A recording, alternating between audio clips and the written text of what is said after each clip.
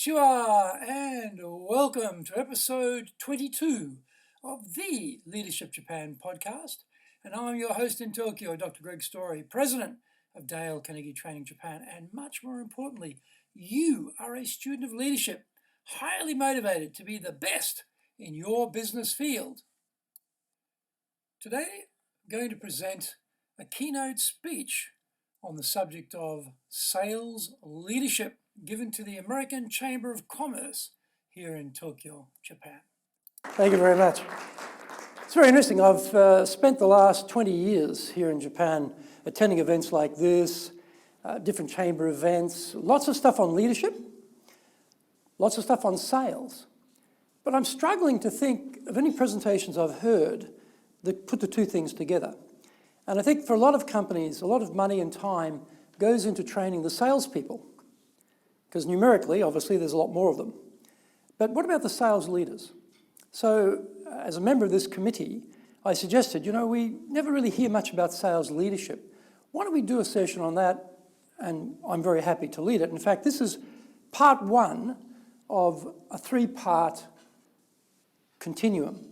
Today is a presentation, but in May and in June, we'll do an actual workshop where we can get into more depth.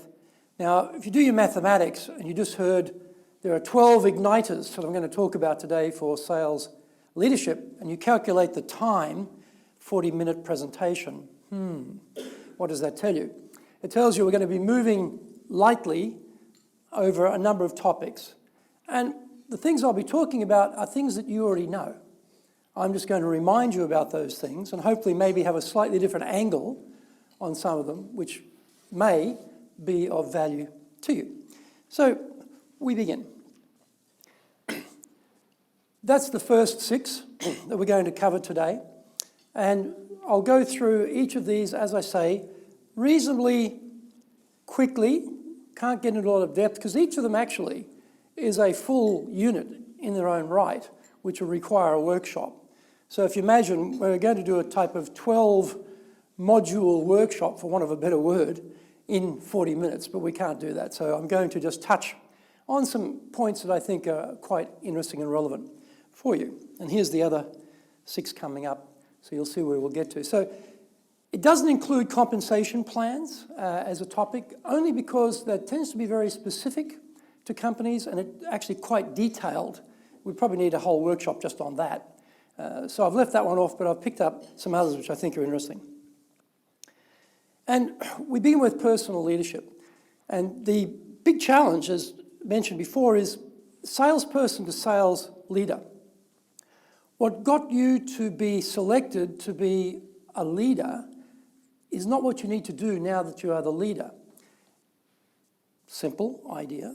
But it's very hard as a salesperson to switch gears and go from being the salesperson to one responsible for other salespeople. The things that worked for you may not work for others. And so as you see here, the needing to be liked, salespeople basically feed off the energy of others for the greater part. They're usually extroverts or driver types normally. And they want to get that relationship going. But when you're a colleague and then you become the boss, it's not about being liked anymore. It's about being respected because you have a different role to play. But it's not so easy to just switch that and say, okay, now I'm the lead, I'm going to be respected, I don't need to be liked. You're still the same salesperson. You want to be liked. And we look here, we say recognition. Salespeople motivated by money, but they are thriving on recognition. That's why they love sales contests. When we do sales training, there's one part we get to the sales contest. Every person who's in that course, who's a salesperson, wants to win the competition. It's amazing how competitive they are. So they want to be recognized. The problem is with a lot of leadership, not just sales leadership, there's very little recognition actually taking place. So as a leader, you might have been very driven and enjoyed to get recognition. But as the leader, you've got to remember, you've got to give that out now. In fact, you've got to give out a lot more than you think from your point of view is necessary. Because again, what motivated you may not necessarily motivate the people who are responsible to you. And again, making people happy. You try to be friendly with your colleagues, customers, that's your natural personality, you're a people person usually. But as a leader, you've got to hold people accountable. It's not about are you happy, it's about are you actually producing the things you need to produce for the company. So the viewpoint is a little bit different. And then finally, salespeople hate doing CRM. We're having a discussion earlier about customer relationship management systems. They hate it because it takes them away from the customer. And often what drives salespeople are those human relationships. But then you become the manager, and your customer time, usually depending on the size of your organisation, can become quite short. So a lot of things that gave you pleasure are now replaced by paperwork. And so that's a big challenge for salespeople to do that. So as a sales leader, you've got to make that break.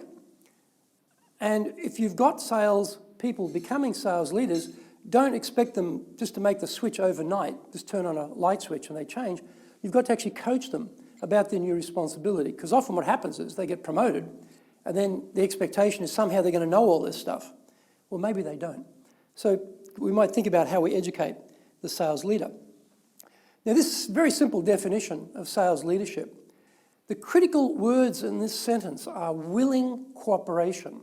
And everyone has received a copy of the Golden Book from Dale Carnegie, and there are 30 human relations principles and 30 stress management principles in this book.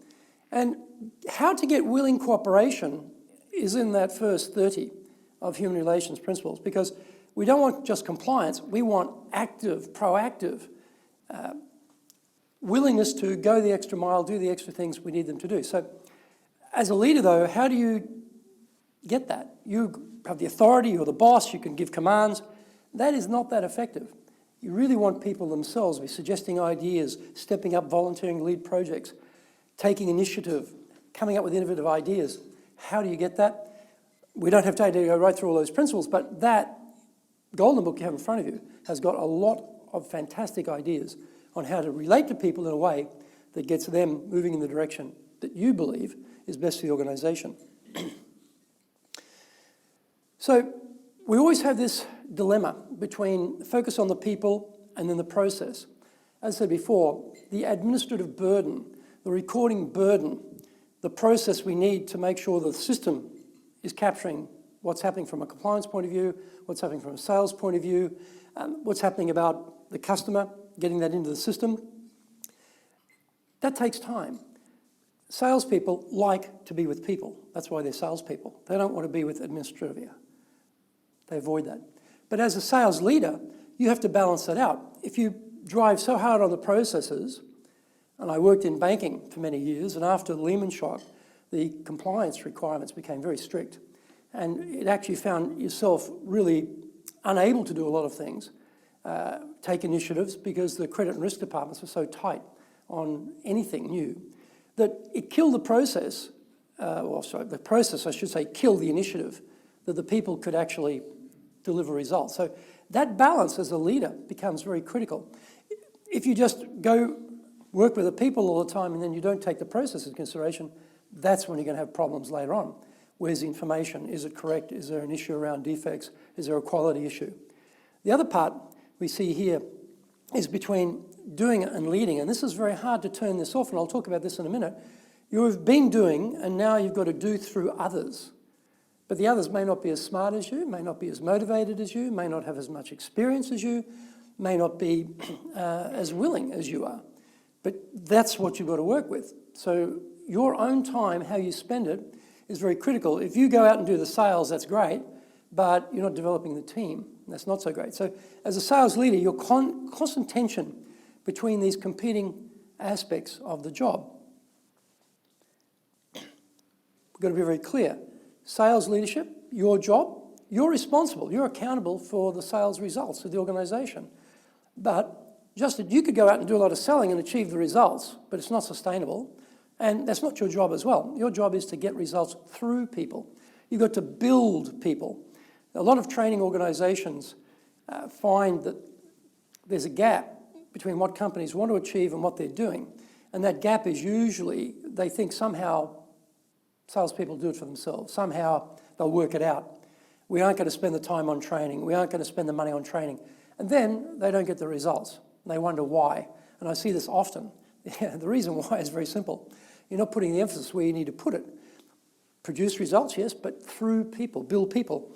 And this particular graphic shows that. Year one, freshly minted new sales leader, well, you still got your old clients and you still got all that time and you're very happy doing what you're doing before and you've got a few administrative tasks as well and a couple of people to look after, but you really haven't changed what you do, so you're still selling and you're producing a lot of the results. And that works. In year one, they look at you and they say, you know, Gary, we've promoted you to sales leader. You're doing a fantastic job. Look at these results. Great. Year one, you're there. But years 2 and 3, things start to go wrong. The results don't come because you have not built the people. And by the way, the targets keep moving up. So what you can physically do yourself is limited. And suddenly there's this gap opens up between you can do as much as you like, but you're not spending your time developing your people to get that leverage, and then goal and achievement starts to broaden out. So as a sales leader, you've got to be very, very disciplined about where the time is spent in building your people to get leverage rather than you being the one who carries it. And it's very difficult to switch that off. I know myself, I loved being a salesperson. I didn't love being a sales leader so much. I missed the contact with the clients. I didn't have the knowledge anymore of what's going on. I was suddenly that 1 step or 2 steps removed from the business reality, and I was doing a lot of leadership, administration, paperwork, reporting, which isn't a lot of fun compared to selling. So we've got to keep this trap in mind as we're guiding sales leaders into the job. And you see vision at the top there. It's actually a tower that goes up, but we actually start from vision and think, well, how do we get to that point? And vision is not some imaginary, wonderful magic thing. It's a very simple thing. It's where are we going? Where do we want to be? That's it. Now, if your team in any leadership position don't know that, well, it's very hard to get there if you don't know where you're going. And you as a leader need to make that very clear. The problem is, why would they care? Where's the trust factor here? If you haven't built the trust with a team, why do they care what the vision is? There's no ownership for them. And then part of that, as we see here, is the trust is maybe not built because the relationship isn't developed. You might be the boss, you might have the position, but the individual relationship may not be developed because you're so busy. You're running around doing all of your things, so you don't spend time with your team. You just see them in meetings and you see them heading out to their client meetings and you're getting the numbers. That's not a relationship. That's just work. A relationship to build trust, to get them to buy into your vision, requires time. And if you don't devote that time, it doesn't happen. And then, of course, communication, and we've got formal and informal. The formal part is quite easy. Performance review, 6 monthly, weekly meetings, very formal, very easy. Those are easy parts of communication. It's the informal parts. And it's not that people can't do it, it's a matter of the time. Do you have lunch by yourself and read the paper or read your magazines or catch up on the American Chamber Journal or whatever it is you're reading? Or do you spend time having lunch with your team? Do you spend time later in the day talking to your team? Do you go on calls with your team? Do you talk about things after the meeting, on the train there and on the train back or in the cab or whatever it might be? Looks simple, but unless that communication is happening, you're not going to build a relationship, there won't be the trust, there won't be the buy into the vision. So we know these things, but we get busy. So talk a little bit about communication. And again, this is a whole topic in its own right. Trouble with communication is it's easier, we think, than it actually is. Well, I just tell you. I talk to George and I tell George something and George gets the message. Except George doesn't get the message because maybe the way I've said it isn't actually clear enough about what I'm saying. And maybe what he's hearing isn't actually what I'm saying because there are these filters. So I say something, it gets filtered, he hears something different, gives me an answer, it gets filtered, and then I hear something different of what he meant. And some of those common filters are things like assumptions, like very classic, if I said, okay, I'll meet you at Starbucks at Roppongi Hills. How many Starbucks are there at Roppongi Hills? There's 3. There's 3.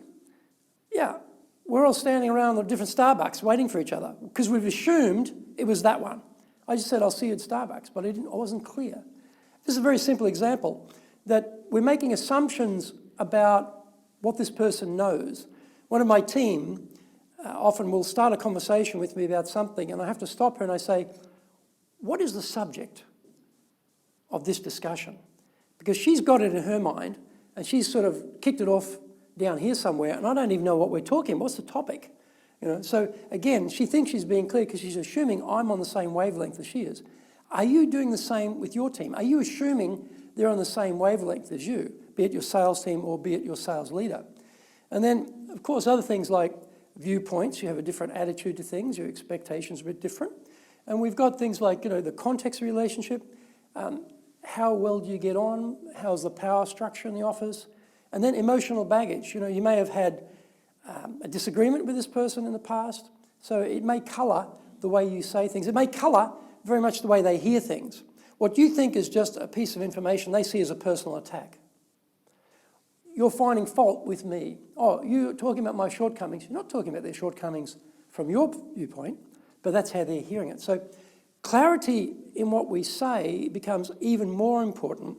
And also, as we see here, our ability to actually listen becomes very critical, because if I'm not saying it clearly and you're not very good at hearing it and listening to it, we've got a really big communication problem, which then gets back to that relationship build, the trust build, buying into the vision that I mentioned before in the communication tower, the leadership tower. So when we look at this, are we actually stuck at the bottom? Are we really listening? Now, I've worked with colleagues, and I'm going to make a broad generalisation here. Younger generation colleagues tend to be fantastic at multitasking. So while you're having a conversation, they're writing their email or powering through the keyboard, and somehow they're listening to you, and they're doing this at the same time. Well, are they really listening? Or what about selective listening? When you're very busy, you've got to control exactly how much you take in. So are you just cutting out a lot of stuff and only listening for what you think is relevant? And what are you missing? And what about salespeople too? Salespeople can have selective hearing about positive buying signs, right? And so they're focusing on that. So their hearing is very selective. They're missing what's not being said. They're missing the body language, or they're missing the message because they've made some assumptions about what's going on between the speakers. And so this is where we get a problem. How do we get to attentive and empathetic listening? This is not so easy. It's concentration, and it's wanting to really listen. And I know myself, I'm very busy. People come and talk to me. I have to stop what I'm doing completely and look at that person. But you think about a lot of conversations we have in business where we don't even get the eye contact. You're having a conversation, they're looking at the screen or they're looking at some paperwork and they're giving you an answer. That's not what I'd call highly effective listening. So think about that. Are your salespeople really listening carefully to exactly what the client's saying or what they're not saying, or not? Do they have those skills? Are you coaching those skills? Are you role modeling those skills yourself in the way you interact with the team? It sounds simple, but sometimes doesn't work. And so we talked before about get results and build your team. Well, how do you build a team? On this diagram here, you see the four quadrants: the star, the sort of new and developing, plateaued, and then the non-performer. Where do you think we spend the majority of our time? That's not a rhetorical question, by the way. You're allowed to answer that one. Where would you spend most of your time, do you think?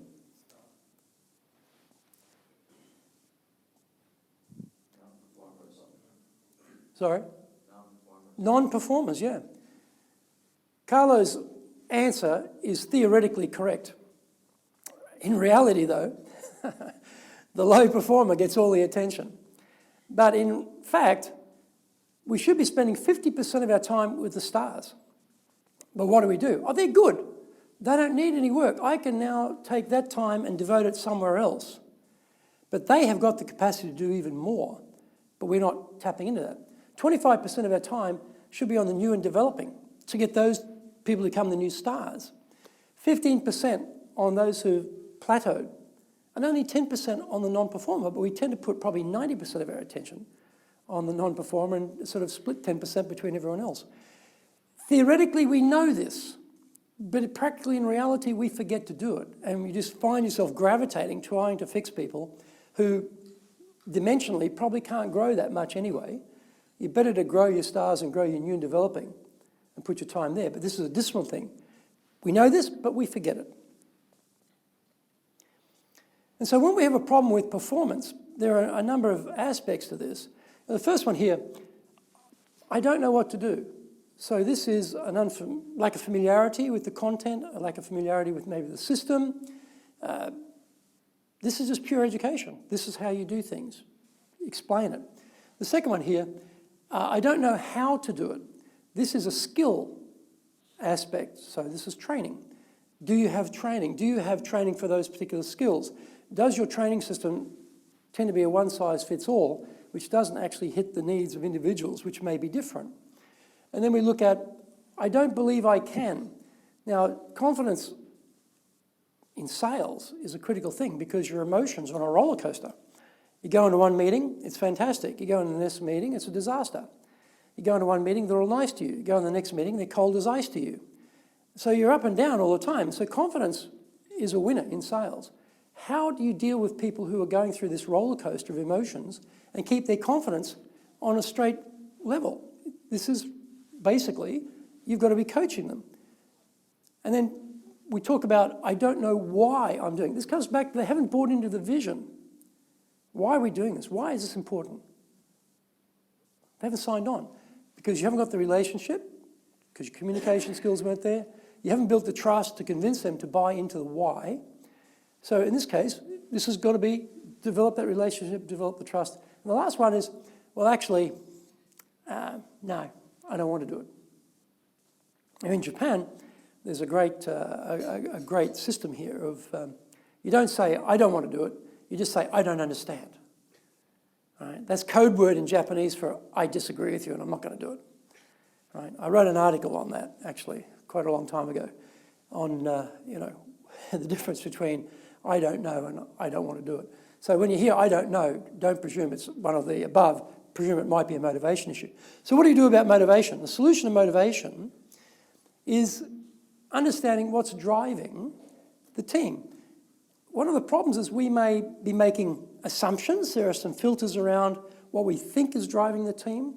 We may not be having that informal communication to really know what are the motivators. I don't know whether you've ever had this experience, but you can work with colleagues and then they're doing an okay job. They're not on fire or anything, they're okay. But then you discover they've got this immense passion for a hobby. Incredible. And they're just, when you find out, you're just stunned at the amount of energy and money and power and everything they pour into this hobby that's not going into their job, not going into their career because the motivation is not there. So if you don't know what's motivating people, how are you going to build that trust? How are you going to build that relationship? How are you going to know how to angle the communication to start building the relationship?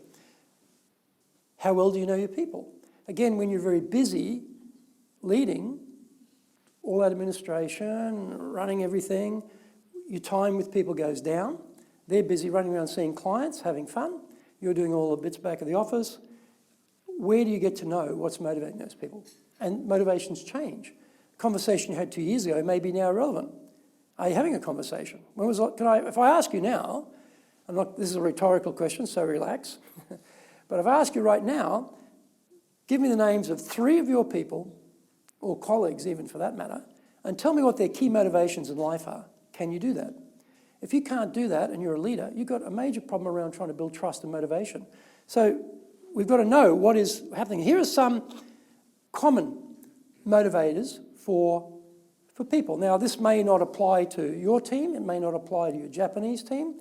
It may not apply to yourself. It may not apply to colleagues, but these are fairly common. All I would say is, here are some ideas, some starters on how we might think about what motivates people and start looking for these, but better still, have those conversations, have that interaction, build that trust to actually find the reality for each person because they're all bound to be different. And this is also the hard thing for sales leaders to understand is what motivated me to become someone who stepped up to a higher position may not be at all relevant for the people who work for me. So you're seeing them through the filter of your own eyes on what you think is important. And it's a classic with leadership. Of course everybody wants to be a manager. Well, maybe not. You're making an assumption there. Maybe they look at you and say, I don't want to be like that. I don't have to do work those sort of hours and have that sort of pressure. I want to spend time with clients. I like the fun bit. I don't want to do administration. I don't like CRM. So again, we're making assumptions about people. What are the motivators? That's what I would ask you. When we talk about recognition systems too, all three of these are important. It's not to say the sales competition or the recognition of the top salesperson or at the convention, you've flown to the convention, you wined and dined if it's a big enough organisation, or you're the one at the top of the tree in your company, you're on the board, you're the leaderboard there. That's very, very important. Informal too. And it's those often, the formal pieces are rather set in time, so between those you've got the opportunity for informal. And as a leader, when was the last time, and they've got the idea of pizza here, but did you take anybody out for lunch lately? Did you take the team out for lunch? Do you have team get-togethers? Did you buy the people in the office something? Japan, food always goes down well. And to give people something, the small things of appreciation. So recognition daily. Now that sounds, wow, daily. The trouble is we are taught to be defect finders. We are skilled in finding problems. We are experts in finding what's not right. As a leader, we've got to try and flip that around and start being good finders and try and find things we can praise and things we can recognise. And just small things. You want something done? The classic is you just give the order. I need that report by Tuesday. Boom. You read Dale Carnegie's Principles in the Golden Book, you're not going to do that. You're going to say something like, oh, by the way, thank you very much for your contribution in the meeting on Monday. That was a really interesting point you brought up, and I think everyone gained a lot from that. I certainly did, thank you. By the way, the report, can I get that on Tuesday next week? Do you hear the difference in the language? Right? But time-pressed leaders, short form, report next Tuesday. That's it. So again, that daily recognition, the idea of looking for good, if your starting point is looking for good, your whole conversation not only changes, it improves. This is a very critical area. I love this part of sales training and part of leadership training about different personality styles. Now, there are about 400 slides that go with this, and I'll cut it down to one. Now, we all have our preferred style, and we have more. We're all of these styles. We're all partly analytical, part amiable, part expressive, and part driver. But we'll tend to move towards one of these more than another, and if we're skilled, we'll move through them depending on the situation. And there are lots of things to look at who is what personality styles. And Myers-Briggs have a very great 16-section analysis of who you are. I'm not that smart. I can't remember 16 data points about someone to work out what personality style they are. I can only manage 2. And this is what I find works very well, is I make 2 decisions when I meet people. On a scale of low to high, is this person low in assertion terms, or are they high in assertion terms? How do I tell that? Power in their voice, strength of opinion, number of ideas they have, how forcefully they project themselves to me. That's assertion. That's one decision, high or low. Boom. Second decision on a vertical scale is this person people-oriented or are they outcome-oriented? Do they talk about the results or do they talk about the team? So again, as you're talking to people, you'll get an idea of where they're located. So that simple four-point quadrant between those 2 decisions, very quick and easy to make that. The trick is not knowing it. The trick is being able to switch gears yourself. Unfortunately, the vast majority, and I'd say this is probably, 90%, I'd say maybe 95% of salespeople always operate in their preferred style. So if they're an expressive, and lots of salespeople are because you need to be assertive, but people-oriented, and you're dealing with a CFO or you're dealing with a scientist, this would be great for Andrew, for dealing with chemists, right? If you're dealing with lawyers, they're very analytical people. They're very data, evidence, proof driven. and you're up here, the big picture, strategic, blue ocean, inverted commas, type of discussion, and they want to know who says so besides you. Where is the evidence? Show me the numbers. You've got to get out of being expressive and get into being analytical and talk about evidence. The same way with the driver. I'm a driver type, by the way. All right? I know myself, I'm a driver. What do drivers live by? Time is money. Let's go. Boom, boom, boom. Don't waste my time. That's the driver. So when you come into my office, you say, Greg, we should do this. Here's the 3 reasons why I recommend this one. And you get a decision straight away. Yes, no, boom, get out of my office. That's a driver. But if you're an amiable, which is the opposite type, Greg, let's have a cup of tea. Let's get to know each other. Let's think about the team and how they're going to feel about this. Totally opposite approach. So if you're an expressive, for example, and you're with a driver, as a salesperson dealing with a driver, straight to the point, don't waste their time. They're very happy about that. They're very quick decision makers.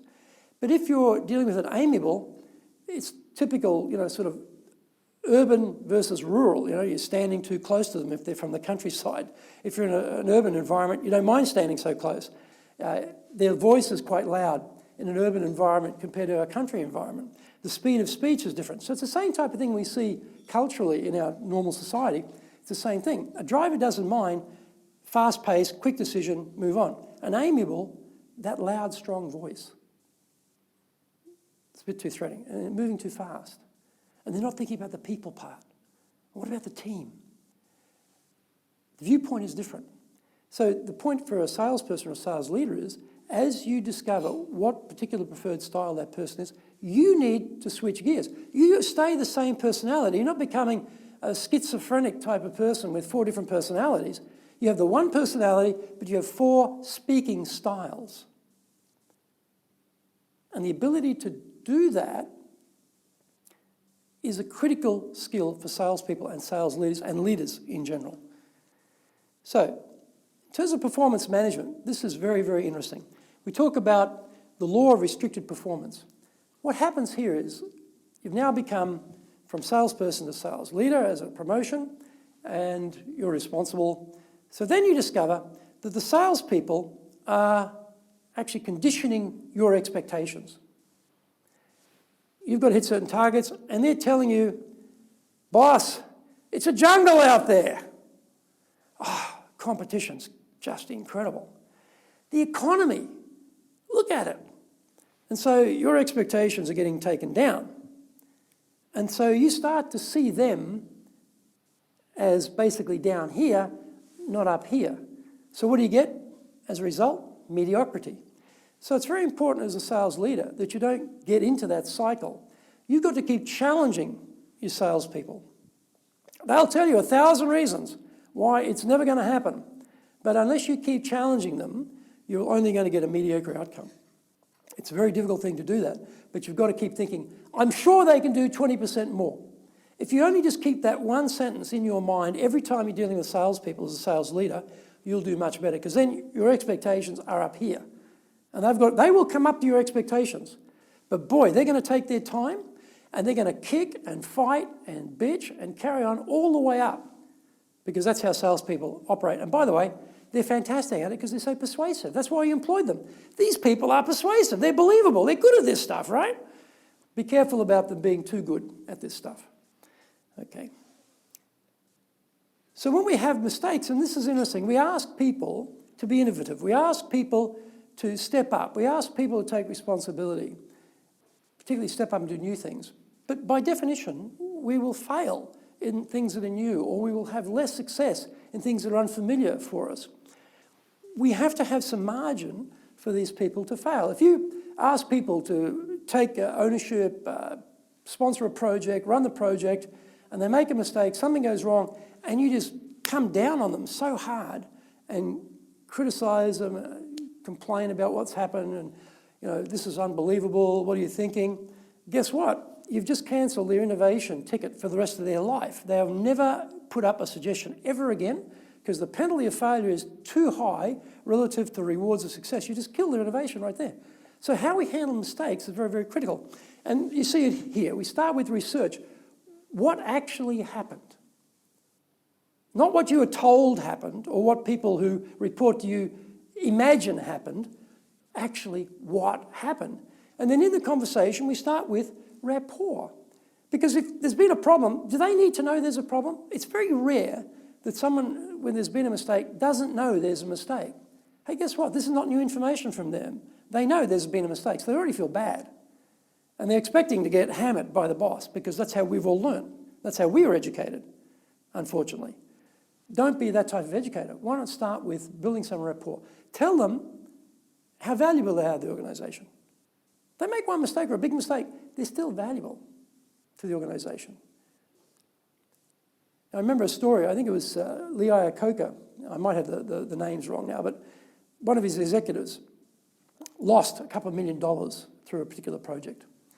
And the guy goes to his office expecting to be fired.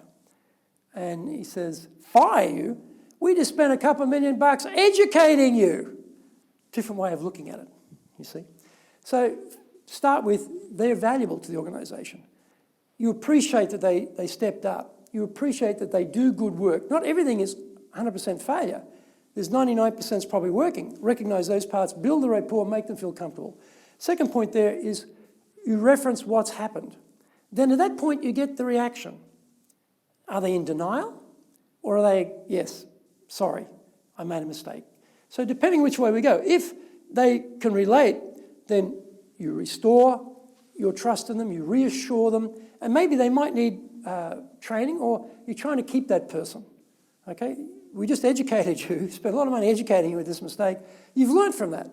You're going to be a better manager, a better operator as a result. If they're in denial, then you're going to go a different way, which you're going to restate very clearly for them what's happened and the ramifications. There's probably going to be a reprimand in there around their performance and potentially affect their remuneration, their bonus, etc. And then if they still don't get it, then maybe there's no longer a place in the organisation for them because their motivation or their commitment is such that it's not sufficient for the organisation. Now, this next slide is a bit busy in the sense of it's a build, but it refers to each of these problems and it relates one of the principles that you'll see in the Golden Book that you've got there. So the first one there is rapport, and it says begin with praise and honest appreciation. Now, often conversations don't begin with praise, especially when there's been a mistake. It's usually straight into what happened in the mistake. Begin with praise and honest appreciation. Build that rapport. That's how you build it. You tell them what's good and what they need to do better or recognise things already doing well. Then the next stage, as you see, we get in here to the reference and relate. So we're trying to look at calling attention to mistakes indirectly. They know there was a mistake. Hey, you made a mistake. This is not helpful information. Okay? So you don't put it right in their face. You try and talk about it indirectly. Second one there is, are you perfect? Did you never make a mistake in your career? Isn't that not how you got knowledge? Is that not how we've all learned everything we know that works by doing it the wrong way? So you talk about yourself. So you show them that, hey, you know what? I understand. Yeah, I've done that too. I remember when in my career, your stage, I made mistakes too. It's not a life-threatening problem necessarily. And then ask questions instead of giving orders, because once you give the order, you own it. Once you ask a question and they answer it, they own it. And what you want is ownership on their part, not on your part. So we move on to the next stage. We relate to the next principles. So here we're talking about resistance, or we've got to restate it, or we've got to restore. So let the other person save face is a very oriental idea, which I'm just amazed that Dale Carnegie in early part of the 1900s could actually take that into New York, where he's based, and get New Yorkers to go for that. I don't imagine that New Yorkers ever cared about anyone's face, ever. But he was thinking about how do you build a relationship? So there's been a mistake, but you've still got a relationship. Where's that trust? Where's that communication? How do you get them buying the vision? How do you get them working well again? So let them save it. And after that, praise the slightest improvement. Don't save it up for a rainy day that when there's a really big thing happening, I'm going to tell you it's great. Small things get picked up, and that's motivating. Oh, it's not a big thing, but it's a small thing, but you're recognised. Do you feel good about that? And then finally, give the other person a fine reputation to live up to. If I think you're rubbish and you're not very good, I'm going to talk to you and approach you in a certain way. If I think you've got great potential and there's been a blip, a mistake, and I think you can grow much further, I'll approach you in an entirely different way. And in fact, my approach will determine how you're going to turn out. Because if I think you're no good, you're going to be no good. If I think you're great, you're probably going to be great. So we have got so much power as the leader in determining the outcome of that person. This principle, give them a fine reputation to live up to, is a good one. See them as positive. See them as potentials who've got greater growth opportunity. And then we get into reassure and retain here. So use encouragement, make the faults seem easy to correct. Okay, break it down, what went wrong, yes, how can we fix that? And then finally, make the other person happy about your suggestion in this part. If you tell someone something, you own it. If you ask a question and they answer it, they own it. And through this process, they go into a stage of self-discovery. So rather than you giving them the answer, they find the answer themselves. They believe it a lot more, it's more credible for them, and they remember it forever. So self-discovery as an educational process is vastly superior to just telling people information through lecture or through advice. So rather than being an expert in advice giving, try and be an expert in bringing out questions to get self-discovery. And then here we have the reprimand and replace, and it says here, as you'll see in the 30 principles, use all of them, because this is people skills, and this is where, you know, if they are going to leave the company, you want it in a way that is not acrimonious, destroys the motivation of other people, creates any sabotage problems, or influences that person's ability to move on and want to move on and be confident to move on and do something else, because obviously this hasn't worked out. So Dale Carnegie's principles are very helpful.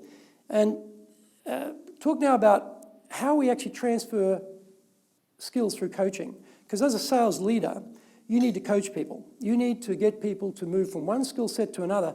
But there's virtually no training for that.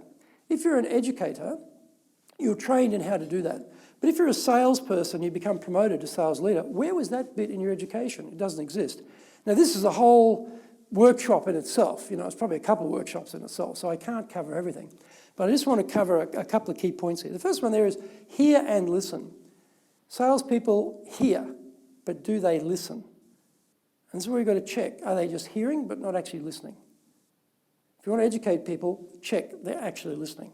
Get some feedback on what you've just said, because they're nodding. You know, the lights are on, but no one's at home type of problem. Their eyes are open, but they're actually not listening to you. If they listen, then they have a better chance of understanding. And check for understanding. Is there actually understanding there? And then relate that to their ability. You know, they're already doing things well. They could always do things better. So be a person who looks for what's going well and praise that, recognise that, and recognise that they could do things better. Don't be a fault finder, someone who criticises. Look for the good and tell them how they could do it even better. And then we're looking for their motivation to learn, to self-discover, self-address the problems, and to get that commitment to educate themselves. Now, in a skill transfer process, there are lots and lots and lots of detail on this, but those are the fundamental steps we have to go through. And you've got to be hitting motivation. You've got to be getting that commitment to get them to take up those skills. Because often people feel very comfortable in their comfort zone around the things they know now. They don't think they need to do anything new or different. I'm good where I am. But you've got to get the motivation to want to do better. You've got to get that commitment to have the behaviour change. And if there's one thing, if you ask me, well, what does Dale Carnegie training do that's specific to Dale Carnegie? I would say it's getting behaviour change. And that is extremely difficult. We are trainers, 250 hours minimum training to become a certified Dale Carnegie trainer, to get behaviour change. And for us, we know how hard it is. So if you're just a salesperson who's become a sales leader and you haven't any of that type of detailed training, how do you get behaviour change in people? Not very easy. So these steps become very important. Now we look at the cycle of accelerated learning here. And on the top right-hand side, attitude. Yes, they may need to, they may want to, but they don't do it. There's no behaviour change. There's a motivation gap there. They're not motivated enough to make the changes in what they normally do to get a behaviour outcome that's different. So that's one problem we've got to work on. So you've got to get them to, I will do it and show me how. So you've got to work on that attitude. Just telling them it doesn't work. You've got to get them to actually want to do it. That means take it from, yes, I will, to I do. Okay, and then we come into knowledge where we've got principles, fundamentals, concepts. Same problem. I give you information. It's a classic of the old cliche about giving people fish and teaching people how to fish. When you give information, you're giving people fish all the time. So you give them some fish today, well, you've got to come back tomorrow and give them some more fish, more information. It just goes on and on and on. The problem is you give them the information, but they don't use it. They're still in their comfort zone. They don't own it. So you've got to come back and give them some more later for the next round of fish. Instead, what you want is self-discovery. You want people to own the information and to want to use it, to actually take the behaviour change to use it. So that gets out of I know into I do it. That is a critical part. And the way to do that is here, right practice with coaching. So correct modelling of the behaviour, and then the coaching to get that I know becomes I do. And this is where, for a lot of training, it breaks down because we stop at the sort of intellectual level of I know, and it never gets into the physical of I do. And then finally, once we get that, it becomes a habit, becomes a default habit. So you have follow-up coaching, you try and make that the new behaviour pattern so that you get this cycle of learning in adaptive skill transfer. But you've got to have all of those pieces happening to get an outcome. So sales meetings are sort of interesting. Most meetings probably don't need to be held anyway. Well, certainly probably don't need to be held for as long as they're held. That's the first problem. And sales meetings tend to be very one-dimensional. What are the numbers? What's the pipeline? Because time is short. Why is time short? Because the sales leader is still trying to do too much themselves. They're not thinking how to get it with production through the team members, through leverage. So the sales meetings become very truncated. So instead of opening, say for example, you start with a report on the goal achievement, where we are today, and that's just one part of it, that tends to become all of it. Then what about this next part here, about inspiration and motivation? Because I said, sales is a tremendous roller coaster of emotions, and people need to be motivated in sales. It's a very critical part of dealing with this very nature of the business. Are we doing that? Are we inspiring and motivating people in the sales meeting, or are we just hearing numbers and then looking at people, where's the rest of the numbers? And then, of course, information updates, what's happening with products, what's happening with clients. Very important to share that, particularly who's doing what with who, so you're all coordinated within the company. Yes, use it for training of coaching, knowledge, skills, some practice. If you're presenting a product, present it to each other. Practice, get some role play going, get some coaching of the role play, 3 and 3s. All these things can be done. It doesn't take very long. If you're doing cold calling, or if you're doing phone work, sit back to back so you can't see each other and imagine you're speaking on the phone. Have some person monitoring it and then rotate. These things don't take very long. By the way, they're free. It doesn't cost you money. And then finally, we set some goals. Now, you have goals for the year, but maybe this is where we are in the business this week or this cycle. Where do we want to be next week? What's going to happen on certain things? Let's get some information on this. Let's gather some information on that and come back next week and use it. So the full sales meeting hardly gets used. The potential of having a really full sales meeting is there, but you're probably getting 10% of the potential, I would say, for most sales meetings that I see anyway. Now, time management, again, this is a whole workshop in itself. I'm not going to go into too much detail on time management, and Carlo's checking his watch there, so obviously we might have a time problem, I don't know. What time have we got, Carlo? 5 to 9, well, we're almost done. Problem here is the inbox looks like this, and if we took things off the top of a pile of papers and did it in that priority order, no one would be happy. But that's what email's doing to us. It's giving us this type of undifferentiated ability to use our time, and as Drucker says there, time is all you've got. How you manage that, that makes all the difference. So, what are some principles we need to look at here? Basically, this is a key one. We know the Pareto principle, 20% of the salespeople produce 80% of the results. Great. The trouble is, where do we spend our time? Are we spending our time on the 20% of things that get the results? Are we spending 80% of our time on the 20% of things that get the results? The answer usually is no. We're usually spending 80% of our time on the 80% of things that get 20% of the results. So go back and look at your time and you say, well, how do we do that? Things like, you see time logs, you want to find out where you're spending your time, check it. And on this list, prioritising and delegating are huge time savers, but we don't tap into them.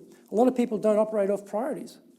Whatever happens in the day happens in the day. They don't direct the day, or they don't delegate. That's the other one.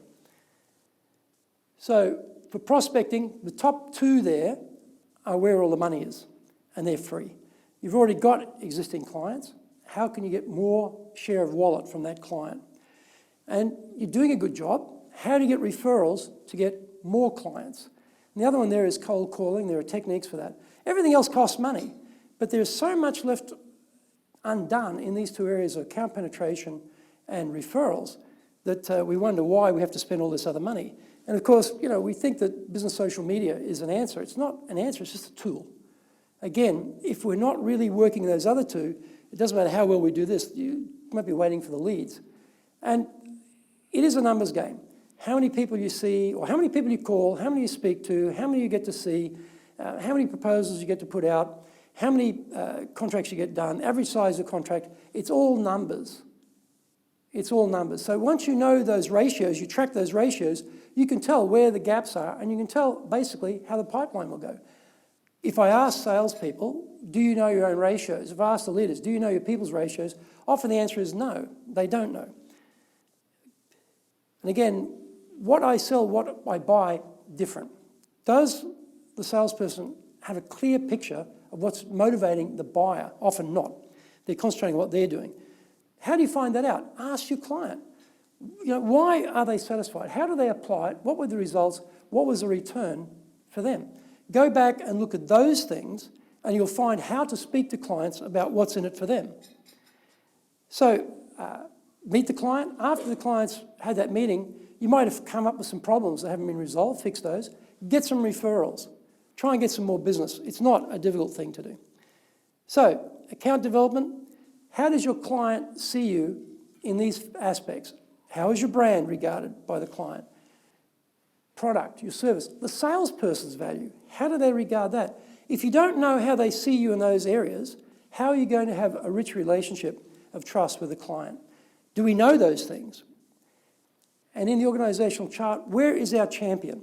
Where is the person in the company who wants to have our relationship as part of that company's progress? Do we know where they are? And who's the decision maker? Are we talking to the right person? Often we're not. Do we know who the decision maker is? Often we don't. Often the salesperson has got no idea.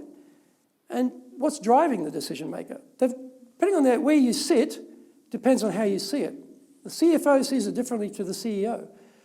The Chief Operating Officer sees it differently to everybody else. The Chief Scientific Officer sees it different to everyone else. Understand where you sit drives what you see. And then the top is the primary interest is what is it that we want, and the bottom one, the dominant buying influence, is the why we want it.